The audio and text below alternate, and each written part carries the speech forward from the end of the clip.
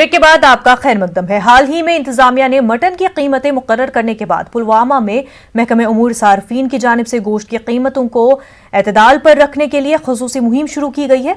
पुलवामा के अक्सर बाजारों में कसाईयों ने अपनी दुकानें बंद कर दी है। इसकी वजह पुलवामा में गोश्त की किल्लत पाई जा रही है। लोगों का कहना है कि सरकार को चाहिए कि वो तमाम मुतल्लिकीन को एतमाद में लेकर गोश्त की रेट मुकर्रर करे। महकमे का कहना है कि खिलाफवर्जी करने वालों के खिलाफ कार्रवाई जारी रहेगी। कोठेदारों को आमने सामने लाकर उनको ऐसे रेट्स पर मीट लोगों को देने पर बिल्कुल पाबंद बना देती थी, लेकिन उस चीज़ की अब हम देखते हैं कि बहुत ही फुकदान है और मैदान में ऐसी चीज़ों का कोई अमल दखल नहीं है। नतीजा ये होगा कि यहाँ लोग ज़्यादा ही ज़्यादा परेशानियों में मुब्तला हो जाएंगे। लोगों से भी इल्तिमास करते हैं कि वो जो रेट गवर्नमेंट ने फिक्स की है उसी के हिसाब से गोश्त खरीदे। और कसाब हजरात जो हमारे भाई हैं उनसे भी हम अर्ज करना चाहते हैं कि वो जो भी गवर्नमेंट ने रेट निकाली है उस पर मन अन कायम रहे।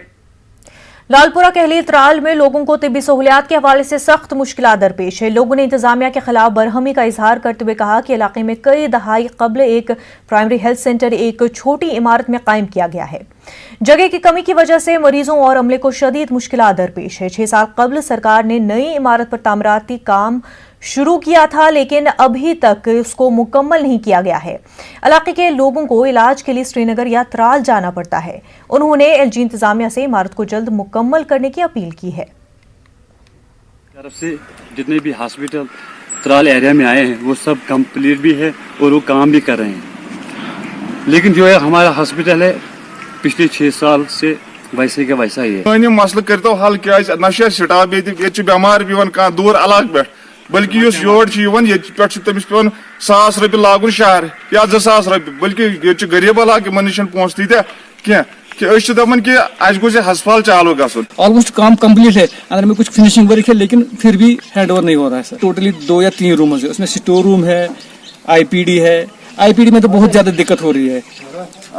टोटल 2 बेड लगे हुए हैं सर। कभी तीसरा पेशेंट अगर एडमिट करना पड़ेगा तो उसको तो या तो वेट करना पड़ता है, नहीं तो उसको टेबल पर बैठा के ड्रिप चढ़ाना पड़ता है। बहुत ज्यादा दिक्कत हो रही है। ना एक्सरे है, ना डेंटल सेक्शन है। डेंटल सर्जन है लेकिन डेंटल सेक्शन ही नहीं है। जो भी डॉक्टर्स है एक ही रूम में सभी बैठे हुए हैं। मेडिकल, पैरामेडिकल, इम्यूनाइजेशन के लिए एक रूम सेपरेट रखा है, उसमें बहुत ज्यादा भीड़ होती है सर। बहुत दिक्कत आ रही है। It's almost very difficult to manage the patients. देही इलाकों में अवाम को बुनियादी सहूलियात बहम पहुंचाने के दावे तो किए जा रहे हैं, मगर अक्सर इलाकों में जमीनी सूरत हाल इसके बरक्स है। आज हम आपको जम्मू कश्मीर के दशरथ मांझी से मिलवाते हैं, जो 100 बरस की उम्र में भी अवाम के लिए रास्ता तैयार कर रहे हैं। पेशे बिलाल बाली की खास रिपोर्ट।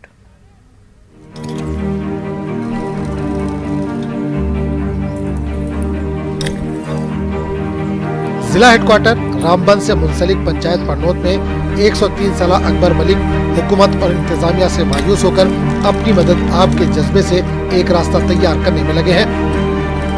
अवाम की सहूलत के लिए पैदल चलने के लिए इस रास्ते पर वो 4 माह से काम कर रहे हैं। अकबर मलिक के मुताबिक कई दहाइयों से वो इस उम्मीद में थे कि हुकूमत यहाँ रास्ता तामीर करने के लिए इक़दाम करेगी, मगर आज तक इन्हें मायूसी ही हाथ लगी है।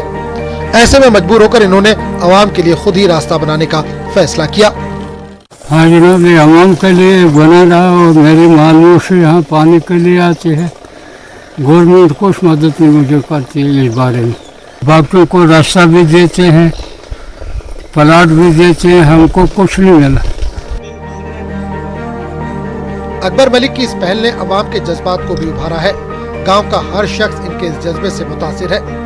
लोगों के मुताबिक अकबर मलिक की जानिब से इस रास्ते की तामीर हुकूमत के उन तमाम स्कीमों पर सवाल खड़े कर रहे हैं जिनके तहत दही इलाकों की तामीर और तरक्की के बड़े बड़े दावे किए जा रहे हैं। लोगों का कहना है कि हुकूमत ने इस इलाके की जानिब कोई तवज्जो नहीं दी। फोटो शूट होते हैं, बड़े बड़े ये क्या कहते हैं लोगों को दिखाया जाता है कि भाई हम जो है गांव के अंदर तामीर तरक्की का काम कर रहे हैं, रास्ते बना रहे हैं। आपके सामने एक बूढ़ा या अकबर मलिक जिसका नाम है, ये 100 साल से ऊपर इसकी उम्र है और ये मजबूर हो गया जब इसको सरकार की तरफ से कोई रास्ता नहीं मिला, कोई इसको सुविधा नहीं मिली, तो ये खुद मजबूर हो गया खुद अपना रास्ता खुद बनाने के लिए। ये टोटल फेलियर है सरकार का और महकमा दही तरक्कियात के। जब हुकूमत व इंतजामिया आवाम की मदद करने में नाकाम हो जाती है तो अकबर जैसे लोग समाज की खिदमत का बीड़ा उठाते हैं। अकबर मलिक हकीकी मानों में समाज के लिए मिसाल तो है ही, मगर उनके इस इक़दाम से हुकूमत व मुतल्लिका महकमे की भी पोल खुल गई है। न्यूज़ 18 के लिए बिलाल बाली की रिपोर्ट। बांडीपुरा में माहीगीर तबके की फलाह बहबूद के लिए 14.5 करोड़ के एक प्रोजेक्ट को अमलाया जा रहा है। इंतजामिया की जानिब से मुख्तलिफ महकमों के अफसरान के साथ एक मीटिंग मुनक्किद की गई। Joint director planning Imtiaz Ahmad की सरबराही में मुनक्किदा मीटिंग में माहीगीर अंजुमनों के नुमाइंदों ने भी शिरकत की। माहीगीरों के लिए PMMSY के तहत 15 मकान तामीर करने को भी मंजूरी दी गई। बांडीपुरा में हजारों माहीगीर झील वुलर के किनारे आबाद हैं। उनमें से अक्सर लोग खिते अफलास के नीचे जिंदगी गुजर बसर कर रहे हैं। MSY स्कीम के तहत DC साहब की हिदायत पे 15 फिशरमैन को लो कास्ट यूनिट हाउसेस जो है फाइनलाइज किए हैं। ये असिस्टेंस इनको डिपार्टमेंट ऑफ फिशरीज की तरफ से मिलेगा 1,30,000 रुपया। साथ ही हमने जो एनुअल प्लान PMMSY के तहत जो है वो भी आज डिस्कस हो गया। उसमें जो है नए 400 मकान फिशरमैन को मिलेंगे, प्लस मोटर बोट्स 150 के करीब इनको मिलने जा रही हैं जो सब्सिडी पे है। बीजेपी के organising general secretary Ashok Kaul का कहना है कि बिहार इंतखाबात का असर बराह रास्त तौर पर जम्मू कश्मीर के आने वाले DDC और पंचायती इंतखाबात पर पड़ेगा। अनंतनाग में इंतखाबी सरगर्मियों का जायजा लेने की गर्ज से मुनक्किदा मीटिंग में शिरकत के बाद कौल ने कहा कि कोविड के दौरान वज़ीर-ए-आज़म के फलाही काम जम्मू कश्मीर में पार्टी का बुनियादी एजेंडा है। रीजनल पार्टियों के इंतखाबात लड़ने के फैसले से ये अयां होता है कि माजी में ये पार्टियां पोल बायकॉट को तक़वियत देती थी। पार्टी के नायब सदर सूफी मोहम्मद यूसुफ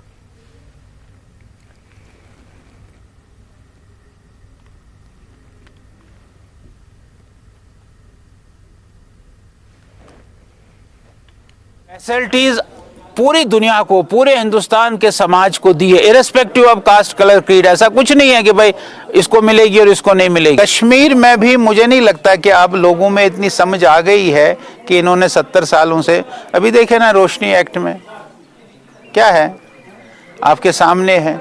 और भी कितने स्कैम्स अभी निकलेंगे जो इन्होंने किए हैं।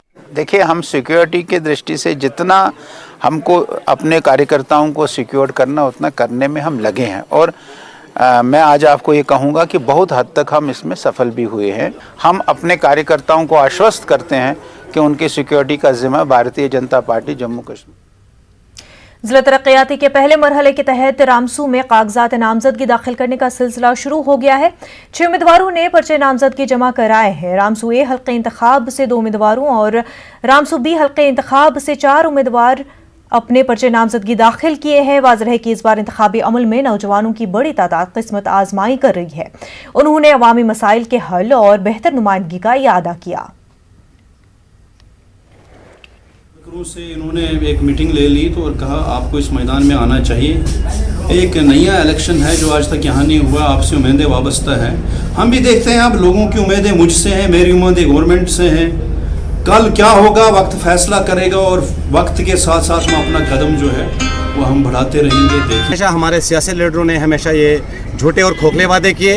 आप खुद जानते हो, हमसे बेहतर जानते हैं, पूरी मेरी आवाम जानते हैं। मेरी नौजवान यूथ और मेरे भाइयों ने और मेरे बुजुर्गों ने, मेरे उस्तादों ने जब मुझे बताया कि आप हमेशा एक सोशल वर्कर थे, आप काम बहुत अच्छा करते हो, आप आइए इस फील्ड में, हम आपके साथ में हैं। आने का ये मकसद था कि ये हमारे जो काम है, जो इलाके में तरक्की नहीं हुई, किस वजह से नहीं हुई। मैं ये चाहता हूँ कि लोग मेरी आवाज़ को सुने, मुझे समझे। मैं एक लोक सेवा था, 9 साल से लोगों के बीच में था और इंशाल्लाह आगे लोगों के बीच में रहूँगा। तो हम इनको स्क्रूटनाइज करेंगे। भारत माता की, भारत माता की, भारत माता की। नमस्कार।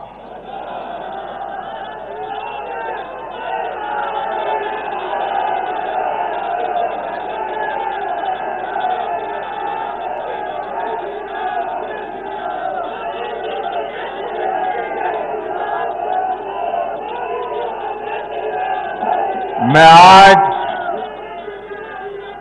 आभार व्यक्त करता हूं महान देश की महान जनता का। मैं आज धन्यवाद अर्पित करता हूं देश के कोटि कोटि नागरिकों का। धन्यवाद इसलिए नहीं कि उन्होंने चुनावों में भारतीय जनता पार्टी को इतनी बड़ी सफलता दी है, इसके लिए तो वो हकदार है ही। धन्यवाद इसलिए क्योंकि लोकतंत्र के इस महान पर्व को हम सभी ने मिलकर बहुत उत्साह से मनाया है।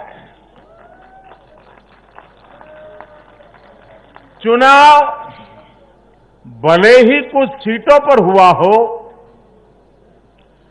कुछ क्षेत्रों में हुआ हो, लेकिन कल सुबह से लेकर देर रात तक पूरे देश की नजरें टीवी पर थी, ट्विटर पर थी, चुनाव आयोग की वेबसाइट पर थी। लोकतंत्र के प्रति हम भारतीयों की जो आस्था है, उसकी मिसाल पूरी दुनिया में कहीं नहीं मिलती।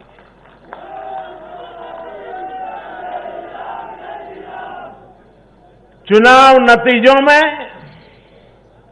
हार जीत अपनी जगह है, लेकिन चुनाव की ये प्रक्रिया हर भारतीय के लिए गौरव का विषय है। इसलिए मैं पूरे देश को बधाई देता हूं, कोटि कोटि देशवासियों का धन्यवाद करता हूं। इस चुनावों को सफलतापूर्वक, शांतिपूर्वक संपन्न कराने के लिए चुनाव आयोग, देश के सुरक्षा बल और स्थानीय प्रशासन भी बधाई के पात्र है। कुछ चीजें तो हम देश में भूल गए हैं। आपको पता होगा, पहले जब चुनाव होते तो दूसरे दिन क्या खबर आती थी, हेडलाइन, इतने बूथ लूट लिए गए, इतने बूथ में रीपोलिंग होगा। आज हेडलाइन होती है, पहले से इतना परसेंटेज पोलिंग बढ़ा, पुरुषों से महिलाओं का पोलिंग बढ़ा, पोलिंग बूथ से व्यवस्थाओं से लोग, यानी पुरानी चीजें। बिहार में चुनाव मतलब इतने लोग मारे गए, इतने बूथ लोग, यही खबरें रहती थी।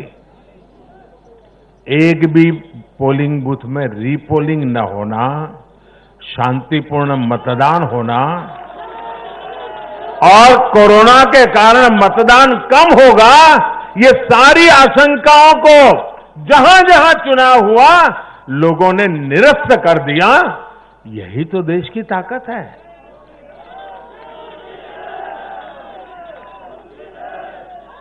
कोरोना के इस संकट काल में ये चुनाव कराना आसान नहीं था, लेकिन हमारी लोकतांत्रिक व्यवस्थाएं इतनी सशक्त हैं, पारदर्शी हैं कि इस संकट के बीच भी उन्होंने इतना बड़ा चुनाव करा करके दुनिया को भी भारत की ताकत की पहचान कराई है। साथियों, इन चुनाव परिणामों में भाजपा को, एनडीए को अपार जन समर्थन मिला है। इसके लिए भारतीय जनता पार्टी के, एनडीए के लाखों कार्यकर्ता भाइयों बहनों को जितनी बधाई दूं उतनी कम है। मैं हर कार्यकर्ता को, उनके परिवारजनों को हृदय से बधाई देता हूं। ये चुनावी नतीजे भारतीय जनता पार्टी के हमारे राष्ट्रीय अध्यक्ष श्रीमान जेपी नड्डा जी की कुशलता और प्रभावी रणनीति का भी परिणाम है। नड्डा जी को जितनी बधाई दें,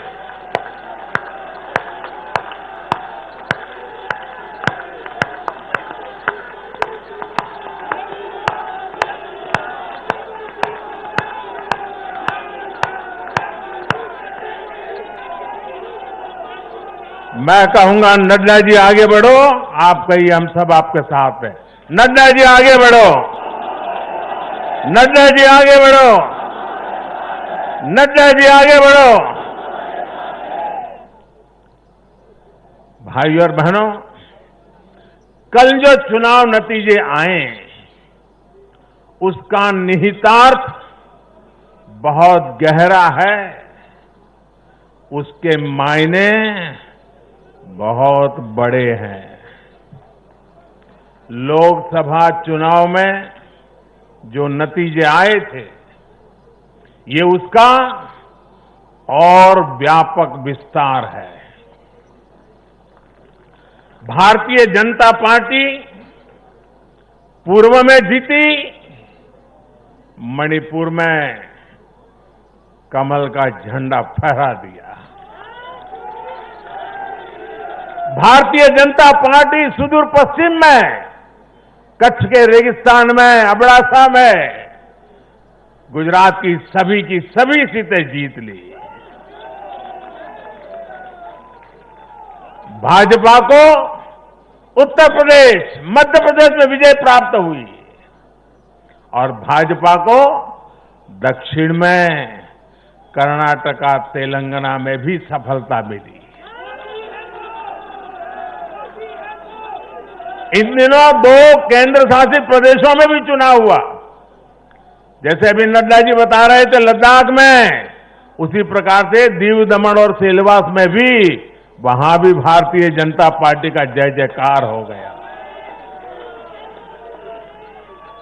भाजपा ही एकमात्र ऐसी राष्ट्रीय स्तर की पार्टी है जिसका परचम देश के नागरिकों ने ही पूरे देश में फहराया है। आप याद कीजिए, कभी हम 2 सीट पर थे, 2 और 2 कमरों से पार्टी चला करती थी। आज हिंदुस्तान के हर कोने में है।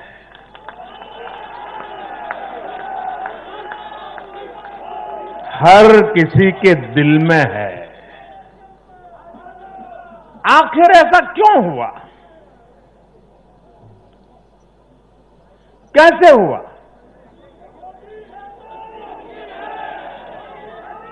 इसका उत्तर कल जो नतीजे आए हैं उसी में मिल जाता है।